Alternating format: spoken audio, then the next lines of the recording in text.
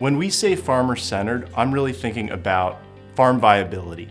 This needs to be something where the solar project is supporting the ag operation in terms of diversifying revenue and in terms of being able to continue to work that system and make it worthwhile for the farmer to do so.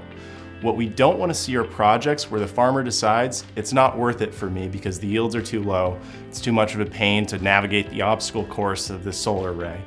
We really want to see this compatible with agricultural production and intentionally integrated in a way that makes the lives of these farmers easier and provides them with more income at the end of the day.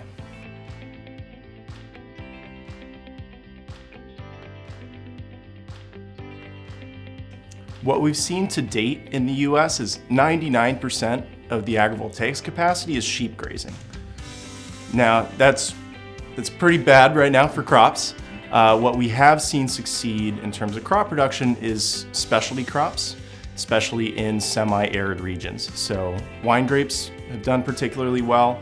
Leafy greens and fruiting vegetable crops have also shown to do very well in agrivoltaic systems.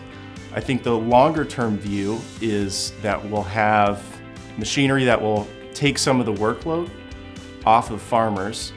And if we want to see this large scale crop production, thinking about grains in the Midwest, for example, we probably need some modified machinery, potentially automated machinery that's going to enable that at scale and reduce some of the labor costs for farmers to do large scale agrivoltaic production.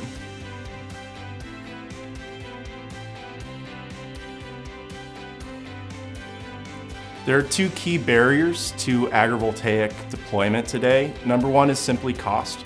The reason sheep have taken off is because the marginal cost for developers is basically zero, sometimes negative. It can be cheaper than conventional vegetation management.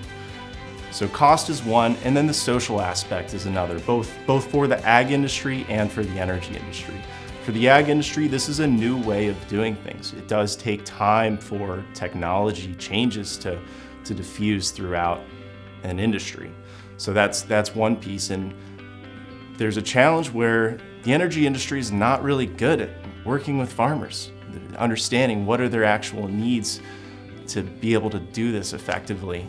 So overcoming this kind of siloed nature, and it plays out in multiple ways. You know, design of a project is one example.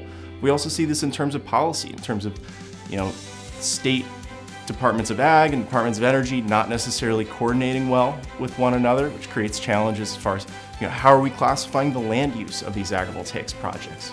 It creates uncertainty, which means that solar companies don't want to mess with it. So there's a number of challenges in just getting the right people in the room and talking to each other to overcome the social barriers to agrivoltaics.